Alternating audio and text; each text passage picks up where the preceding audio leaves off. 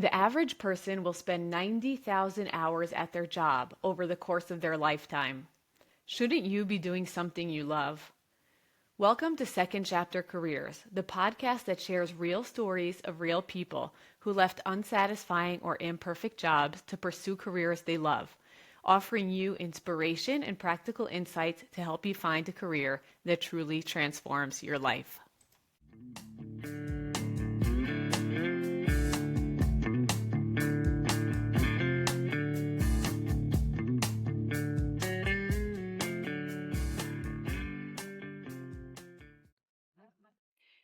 Hi, everyone. Welcome to another episode of Second Chapter Careers, where we explore people who have made exciting career changes, sometimes brave career changes, and also talk about and answer a lot of questions about a lot of different industries. Today, I have Shev Shatzman with me. I actually met Shev on LinkedIn when she posted about her career pivot, which is not new, but it got my interest, of course, and I'm very excited to share her story with you guys today. So thank you, Shev, so much for being here. Amazing. Thank you for having me. Pleasure. Can you start by telling us a little bit about your background, where you're from, and what your plans were when you were younger than you are now? Sure. Way back when. So I'm originally from the States, from Detroit, Michigan, and I made Aliyah at 18 right after high school with no plans, young and dumb, as they say, which is a nice way to make Aliyah. So after making Aliyah, I went to Bar Ilan, and I wasn't sure exactly what I wanted to do, but I knew I really loved working with people. And so I chose to study social sciences. I figured that would be a good gateway into that world. And along the way, the thing that was actually most impactful while I was at Bar Ilan was that I worked for the student government and I was the representative for English speakers on campus. And that's kind of where I found my calling of working with people, creating events. We lobbied for policy change at the university. We would do, fun things like Shabbat dinners and open mic nights, but also serious things like helping students navigate the campus and the website and making sure there was English everywhere. And I really felt this calling to help people and make a change and kind of leave somewhere better than the way that I found it, which is how I feel about Bar Ilan in general, is that when I came, it was kind of a mess for English speakers, and we were able to kind of give it a structure and help people feel comfortable there. That's amazing.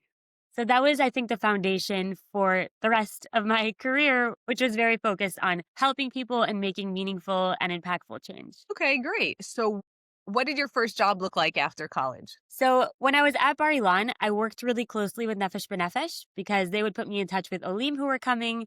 They helped sponsor some of our events.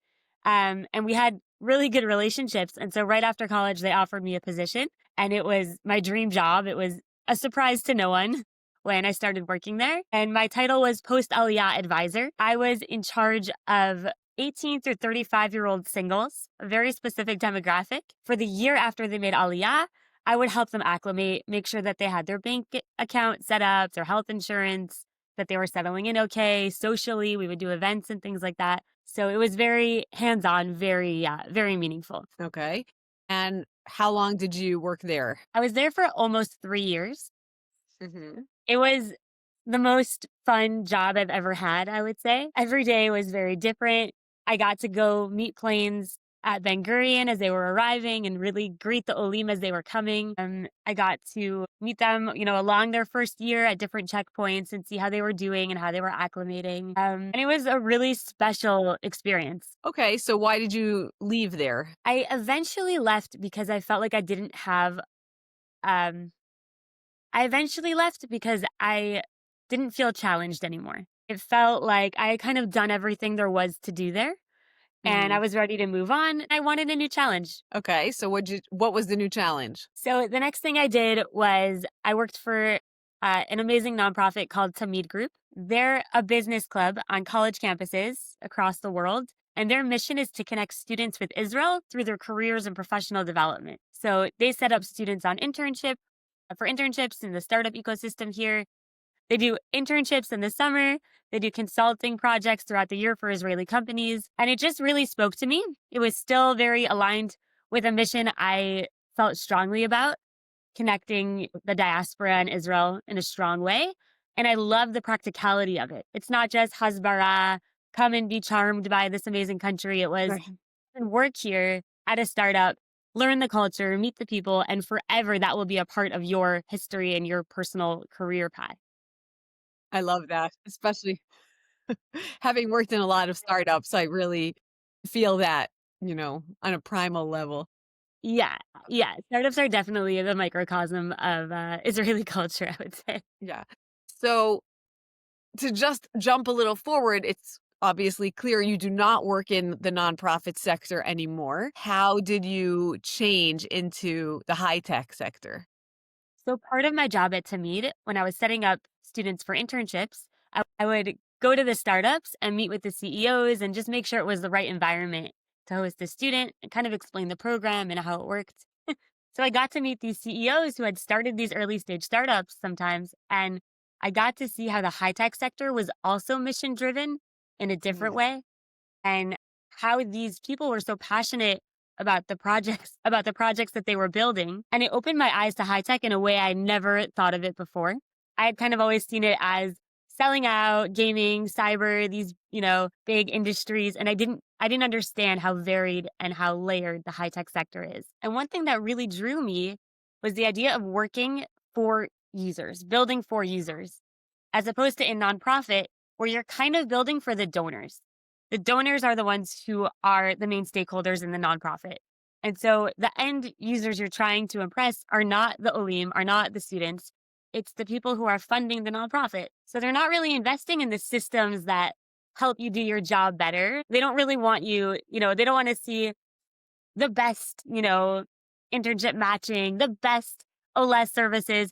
They want to see the happy Olim at the flight. They want to see the students, with the stories of the successful internship at the end. And that was really hard for me as a very ambitious, goal-driven person. The idea of building something for the end users and only for them really spoke to me.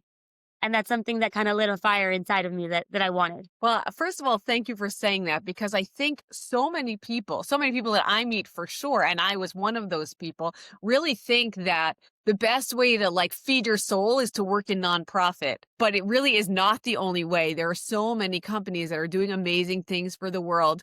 That are creating jobs, that are, making care systems better, that are making educational systems better, whatever it is, that are not nonprofits. And I think it's okay to normalize the fact that you could be in a high tech or a for-profit company and still be doing amazing things for the world and for the country and for whoever. So I really 100%. appreciate your saying that so much. Yeah, it was surprising to me when I learned that. When I learned about Same. the whole impact tech industry, it blew my Yes. mind. Like you could just the way that also the tools that they have to service the people that need what they're offering, it's just on a different level. And not to say that nonprofit is amazing. I have such a huge heart for nonprofit and Of course. with all of its flaws, I think it's such a necessary and beautiful part of the work industry here. But there's something about high tech it's just a lot more talkless. Yeah, I totally agree. I mean, I personally love it, but I also didn't know what it was till I stumbled in. Yeah, So part of the reason I want to have these discussions is to really highlight the fact that there are so many amazing opportunities to do good out there, and you don't have to be feeding the poor. You can be feeding the poor for sure, but you don't have to be feeding the poor or, doing whatever in order to feed your soul and to feel pride in what you do. So that's really exactly. important. Okay, so how did you transition from nonprofit into high tech? What did that look like? That's a great question. So I took maternity leave with my second, who is now 4. And I told myself I was going to take that time to do my best and try and break into the high tech industry. And if I couldn't do it by the end of my maternity leave, I was going to go back to nonprofit. So I kind of gave myself this box time and it was really difficult. I would say the most difficult thing was that I could not get one interview just by sending in my resume because I didn't have the titles that they were looking for. I was filtered out immediately by everyone that I tried to send my resume to. And the second struggle that I had was that I didn't even know what I was looking for. I didn't recognize the titles in high tech. I didn't know what any of the industries meant, B2B, B2C, SaaS. So those were my two main challenges, was that I wasn't even sure where I was applying to or what I wanted. And when I did apply, it wasn't going anywhere. And so the one thing that I did that was really, really helpful was I reached out on LinkedIn to anyone who had a job that looked like something I might be interested in. Community management, customer success, SDR. I just wanted to learn what those things were. And I reached out.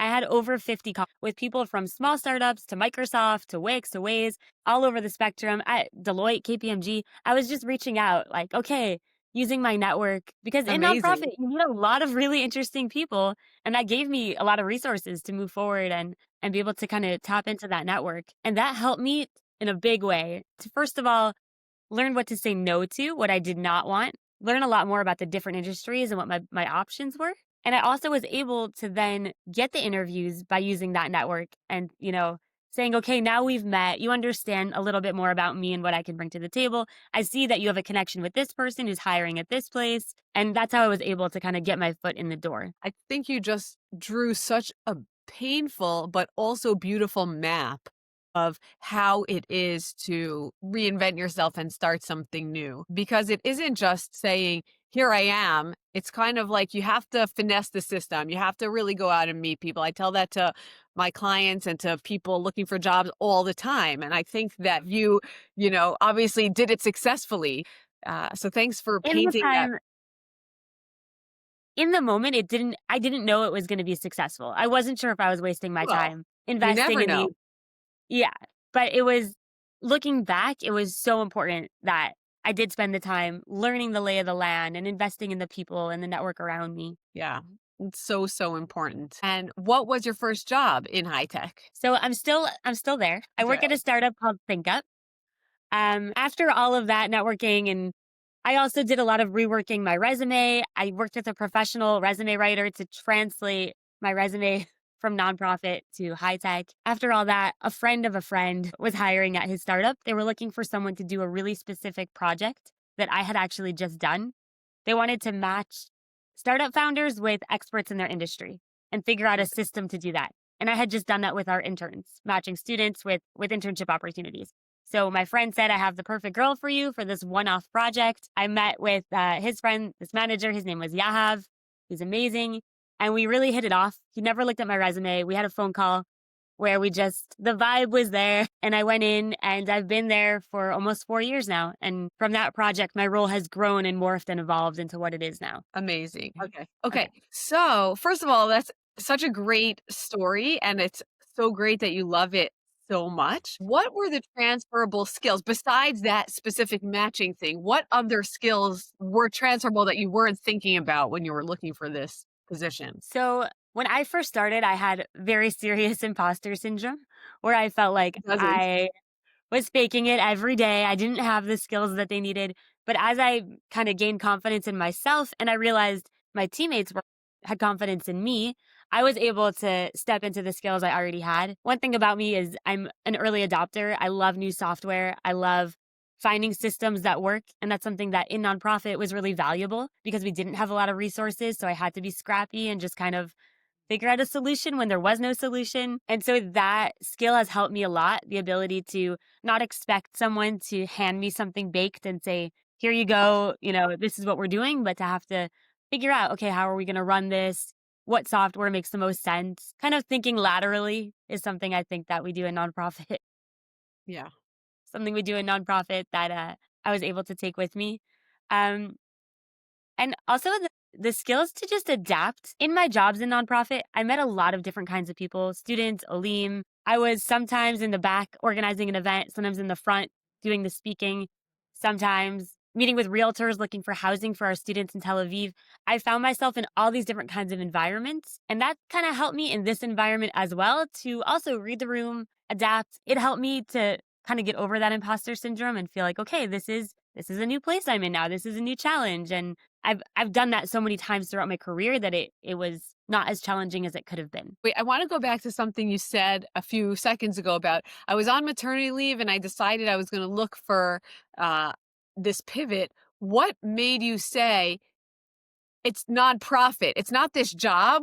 I want to change industries entirely. What was that aha moment for you? I wanted a new challenge. I kind of always had this feeling like in nonprofit, I was doing too much, too fast, in too many places. It was more than what they wanted from me. And I didn't like that feeling. I wanted to feel like the sky is the limit. I guess I just wanted to be challenged. That's something that I'm always looking for in jobs, in my career. And I also wanted to put myself in a situation that I wasn't sure I could succeed in and Mhm. see what happened. I felt very comfortable in the nonprofit world. I was there for about 10 years. It was a world I understood really well, and I knew the players and I knew the game. And I think I just wanted something new. Yeah. Well, definitely in the startup world, you're constantly challenging yourself. What would you say to people who want the challenge but are afraid? I think so many people, they want to push themselves, but then they're like, oh, it's easy to just be safe. So what's your advice for someone who's struggling with that issue? Yeah, it's such a real issue, and I really identify with that. There's a quote that I really love that is kind of my grounding quote. I go back to it all the time. It goes, "It's never too late to become who you might have been." And I love the that. idea is that it's you don't want to look back with regret. And even right now, and I'm in my 30s. It's easy to say, "Okay, I've gotten to this place. This is my career. This is who I am." And maybe I could have been a doctor and that would have been great. Maybe I could have been a teacher and that would have been awesome. You can still do all those things. Life is long, hopefully, and there are so many versions of ourselves. And I think one thing that gives me strength when I'm now looking at a challenge is that the version of me 10 years ago at Nefesh B'Nefesh or 5 years ago at Tamid never could have imagined the version of me sitting in my high tech office today, that I'm the only English speaker in an all Hebrew environment. That's something I could not have fathomed that I would be able to do. That I'm comfortable not only working with tech, but I'm working in a very small team. I wear a lot of different hats and I feel confident in the skills that I have and in the jobs that I do. And if past me could have heard myself in a meeting yesterday talking about the sprint that we're on and the tasks that have to be done, she would have been shocked. And so when I kind of see that perspective, it makes me think, okay, who knows what's to come? What's the next version of me going to be? Something, maybe I can't even fathom right now. This is an issue I actually deal with a lot because a lot of business coaches and life coaches, they say, set your goal and then go there. Just keep your eye on the prize and go there. But I just started listening to another business coach. It might be Alex Hormozy, but I don't remember because I listen to so many podcasts, but who said that if you're so singularly focused on one goal, you'll never see what could have been. And it really Yeah. touches on exactly what you said. Like your past you could have never imagined it. And if you're only thinking in one way, you're closed to all these opportunities. And I think there's something beautiful about being willing to reach those opportunities and to go for them, even when it seems so hard or scary or like you don't have the skills. Yeah. Yeah, 100%. I think we're doing ourselves a disservice if we keep ourselves in a box and who I knows where you totally could fly or, what you could accomplish. Totally, totally agree. One of the issues I encounter a lot also is about women in tech and how is it to balance motherhood and high tech. I have my own personal experience and I've come through on the other side, but your kids are still young. So maybe you can tell us a little bit about it as you're going through it now. How is it to have young kids while you're working in a really, let's say, aggressive or fast moving career? That's a great question, and it's so important. My kids are 6, 4, and 2, so we're definitely in the baby stage still. My requirements for a job are that I'm challenged and I feel like I have a healthy work life balance. Those are the two things that I need in order to feel like it's the right fit. So, yeah, the two things that I need in order to feel fulfilled at work are A, to be constantly challenged and feel like I'm learning something new, and B, to have a healthy work life balance, to feel like I can prioritize my kids and my family and not feel like I'm being pushed or pulled in another direction. I feel really lucky to work in a startup that is mostly parents, young parents. My manager is a woman. Her name is Sharon. She also has small kids at home. She's very understanding.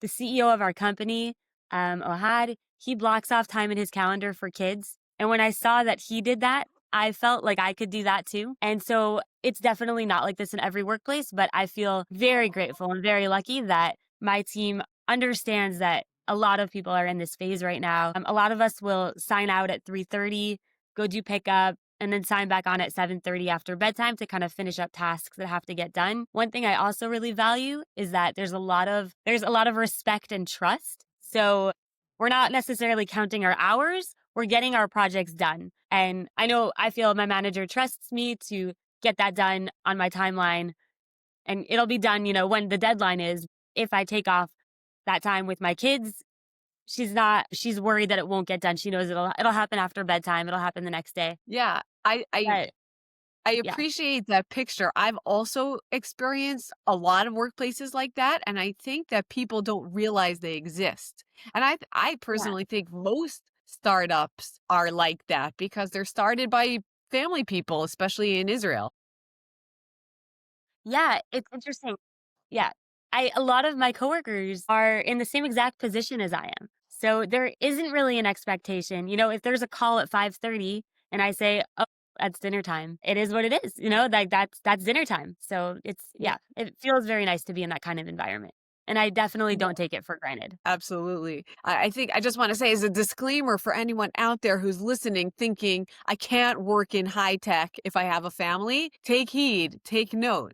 As a side point, the company that I work with now was built by a man whose wife is a doctor and she's always in the hospital. So he Wow. built this company so he could stay home with the kids and he totally gets it. I think that there are so many people out there, which is not to say there's not late hours, like you said, but to understand the family dynamic, it really does exist in high tech. And that's not a reason to not chase that dream if that's what you want.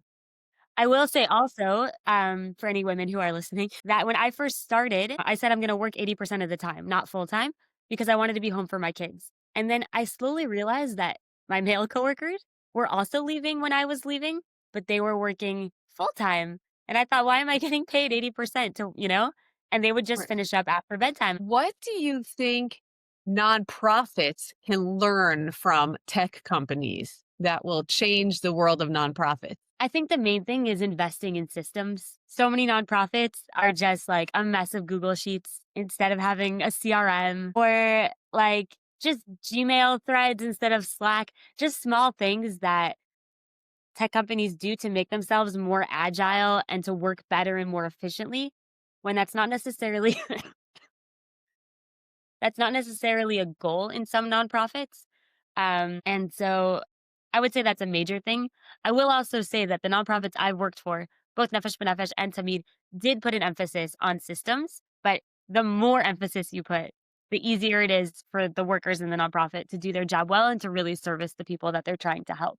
That's really good advice. I wish more nonprofits would take it. It's always a balance when resources are scarce. I think investing in systems creates more resources because you have more time or you find more opportunities for money or whatever it is. But it's hard to see that Exactly. big picture when you're in the weeds all the time. Yeah. Have you taken any mentors or worked with any people you would think of as a mentor that have helped in this journey? I didn't see anyone who did what I wanted to do that I could follow. I didn't see someone who went from nonprofit to tech and was really happy about it or felt fulfilled the same way. I saw some people who became sales reps or did some copyright things that, okay, I speak English, I'll do this. But I didn't see anyone who was equally fulfilled and felt like it was feeding their soul, in tech the same way. So there wasn't one person who I looked at as like a North Star of that's the kind of journey I want to have. But I will say that the network really, like those LinkedIn contacts, that network really was there for me. And I leaned on it heavily. And I felt like it was a support system of people who were just happy to help and happy to be there and pass along a CV, give some advice, give some feedback. So those were definitely it was kind of a mentorship support network. But I'll also say that a main mentor I've had throughout my career is my first boss from Nefesh B'Nefesh. Her name is Rachel Berger. Love Rachel Berger. Hi, Rachel. I'm Rachel Berger's number one fan. She was my first ever manager, and she's the one who taught me really to believe in myself, to push boundaries. I would come in and say, "Wouldn't it be great if we could do this?" And she would say, "Do it. Find out who the deciders are, find out what you need to do, find out who you need to talk to, and get it done." And I have her voice in my head still all the time at my job. When I think, oh, this would be better, if we did it that way. And I think, okay, who's the decider? How do we make that happen? And she just really believed in me, and I like, for a first manager, that meant a lot to me, and I still really value her advice. I we still talk all the time. Okay, wait, just pause for your mic again. Okay. Okay. I just want to share a little piece of wisdom that I got from Rachel Berger. Uh, The 'Cause one and it's so only. important to take lessons from everyone you meet. You know, you never know who's gonna give you that nugget. This was probably 20 years ago, way before I was a career coach or involved in the career space, but we're not a Nefesh B'Nefesh couple. We came on Aliyah before Nefesh B'Nefesh was really a thing, but it had just been starting, and when I finished graduate school, I went to her, I said, "I need help with the career," and she asked me what I wanted to do, and I said, "Of course, I wanna save the world," you know?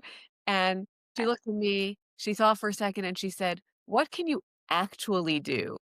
And I was like, I never thought of that. I was 26 years old. I never thought about like, what are my skills? What do I have to offer the world? And now when I'm coaching people, I tell them like, look at what your skill set is. It doesn't mean you only have to use those skills, but that should be the basis of whatever you're going to contribute to the world. And if you don't know what those skills are, find them before you find a job because you're going to be happier and more successful if you're working within your skill set. And she really helped me launch my career totally from an unexpected angle that I never would have thought of. So thank you, Rachel, for being so inspiring to so many people.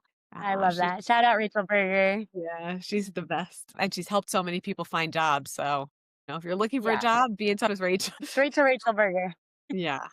What advice would you give someone who is thinking about making this career change? Let's say a shift to high tech, but maybe is a little shyer than you. They're afraid to reach out to people. What would you say to someone in that situation? Well, I think the first thing is based on what you just said, figure out what you want to do. That's, I think, the first step anyone has to take is figure out what's going to make you actually happy.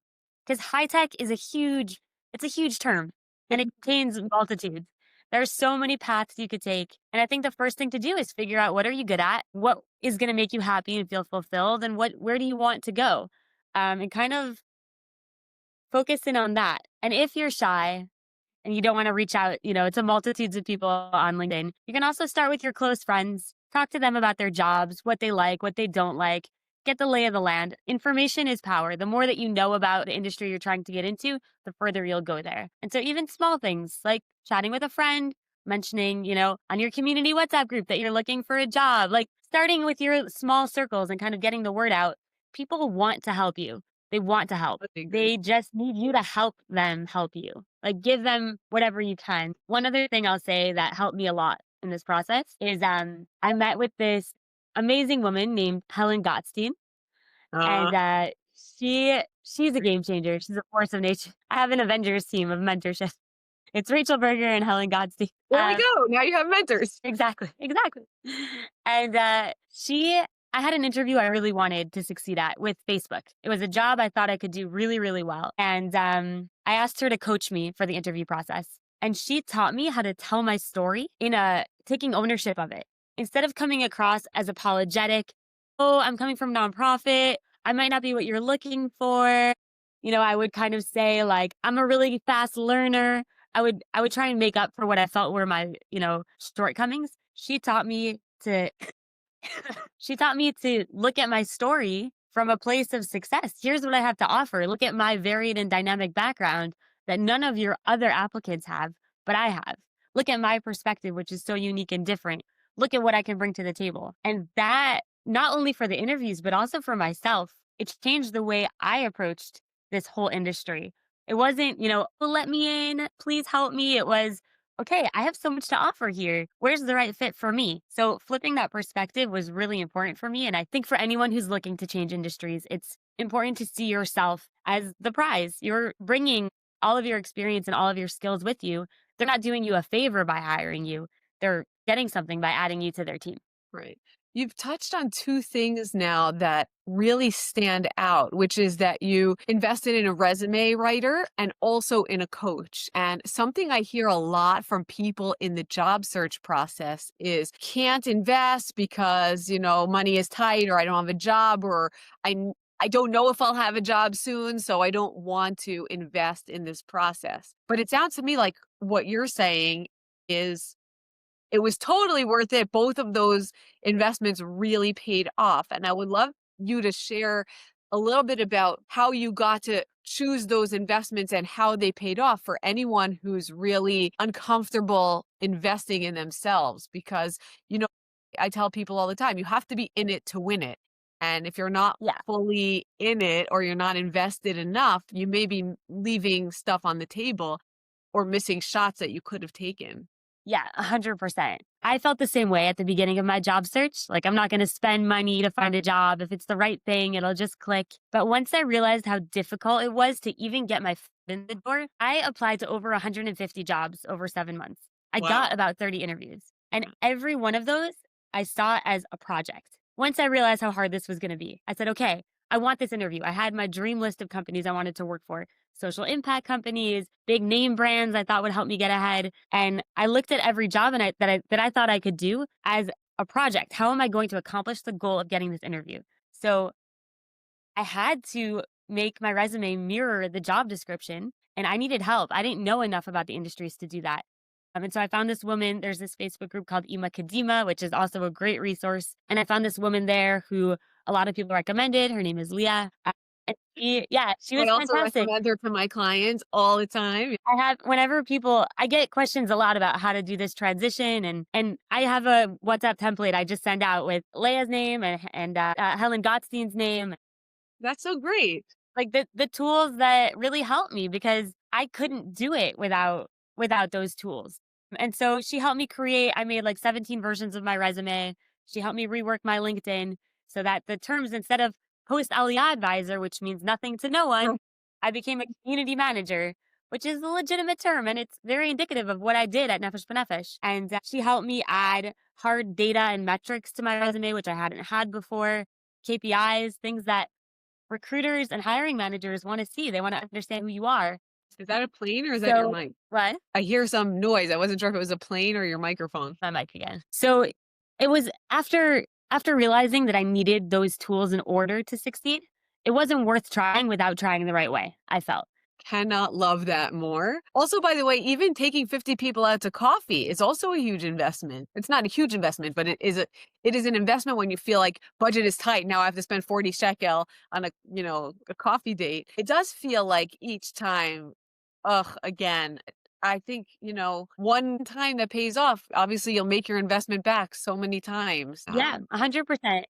So And I was on maternity leave during this time, so I was just taking my baby around also on all of these meetings. The connections I made, like I'm really happy now to give it back too. When people are looking, beautiful. for advice or for help, like if someone asked me for a coffee date, I'm in. I saw how impactful it was for me, and now that I get to pay it forward, like I feel really grateful for that. You applied to 150 positions. You got 50 interviews. How did that 30, 30. feel? Interviews, sorry. How did it feel when you got so many rejections? What gave you the strength to keep going in that difficult time? It's a really good question. It was really hard for me. The rejections were really hard for me. Fair. Um, Really fair. there was this job at Facebook. I wanted it so badly. It was the exact title I'd had in nonprofit. It was to do their internship, like their Facebook internship matching in Israel. And I knew I was qualified. I wanted it so badly. And I made it through 6 rounds of interviews. And in the Wow. seventh round, they went with someone else. And in that Oh my, moment, I almost gave up. I was like, listen, what else can I do? Like, I'm bringing, the best of me, and they don't want it. And my husband was really supportive. That was a big part of it. I had this time block I'd given to myself of maternity leave. So I had more time. And I had a really good support network of people who kept telling me, you're going to find it. You're going to find it. You have what it takes. Just people who believed in me. And that helped me believe in myself. But I won't lie, like I got very discouraged over and over again. And I kept taking courses thinking, okay, I'm going to become a data scientist. I'm going to learn SQL. I'm going to learn, I did all of these like free online courses thinking like, okay, this is the power up I've been waiting for. And I was just kind of throwing spaghetti at the wall. Like, okay, maybe this will work. Maybe that will work. And in the end, like I got lucky that I found something within that time frame. that is not just luck, but I do see that happen. The people who do it right do succeed, myself included, thankfully. I just love hearing these success stories because I hope it gives people hope that if Chev can do it, if Sari can do it, if Mary can do it, someone else I had on this podcast, then anyone can do it. You just have to be in it. You have to put Yeah. yourself in 100% and not be afraid of rejection, um, and not, turn tail the minute it gets hard because it is totally, totally doable. Both to break into high tech and to break into any other industry. Yeah. Yeah. Yeah. I want to ask just a little bit if you could explain what does your work day look like for people who may want to become a project manager in high tech? What jobs you do, who do you meet with, those type of things. And This also is how a many really days in the office how many days do you go to the office? I think that's like a really big issue for people who think I have to be in Tel Aviv 5 days a week, but we both know that's not actually true. Yeah. So I work for a small startup. It's called ThinkUp. It's based in Herzliya, and I live in Zichron Yaakov. So it's about an hour and a half commute by train, which Wow. I really like. It's my time with like to do the crossword puzzle and have no kids bothering me. So it's my me time every day. Not every You day. go I go how in. often do you go? I go in 3 days. I go in 3 days a week, Sunday, Okay. Tuesday, and Thursday, and Monday and Wednesday I work from home. If I need to work from home another day, it's usually not a problem. If one of the kids is sick or there's a doctor's appointment, they're pretty flexible. I do like to be in the office.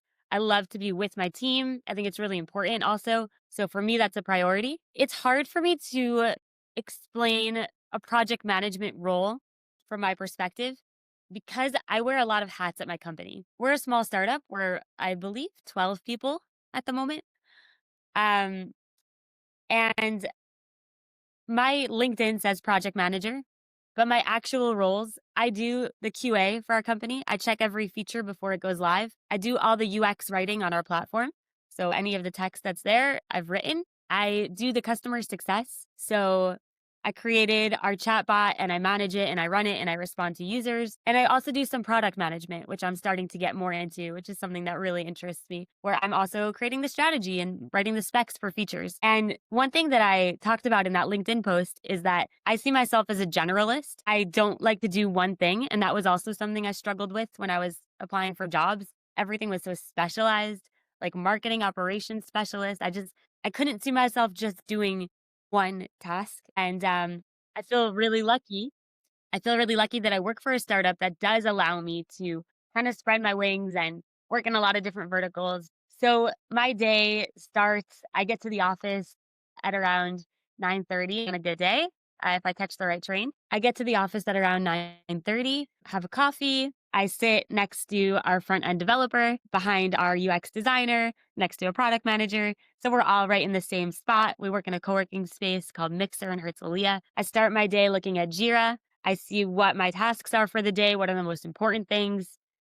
Coffees, lunch with the team. We work in sprints. So every 2 weeks, we're trying to get big features out. And so I have deadlines for everything. There's so many dependencies. I have to do something so that the developer can do something, so that the designer can do something. So making sure that everything is flowing as it should. And yeah, we work, we're always trying to like work better together, make our processes better. And then at around 3:30, I leave. I take the train back.